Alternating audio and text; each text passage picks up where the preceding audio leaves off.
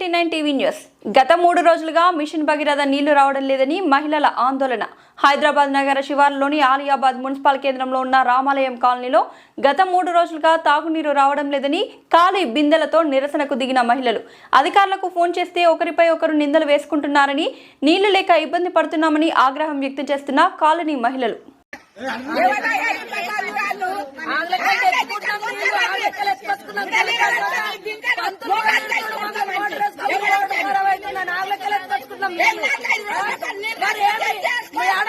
ఎప్పుడు పండుగల ముఖంగా బంద్ చేస్తారు మా తల్లికి. మరి ఎందుకు ఎందుకు రాము మా తల్లికి?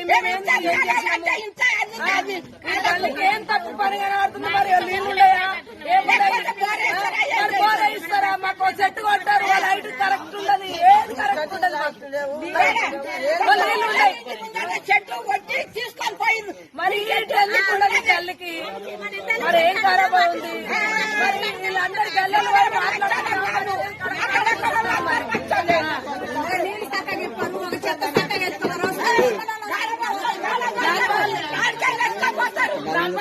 కూర్చుంటాం, రేపు ఎల్లుండొచ్చు, 3 రోజులు చేస్తాం. బిందెలు పండుగలు అప్పుడే అయిపోయాడు. ఎప్పుడు 3-4 రోజులు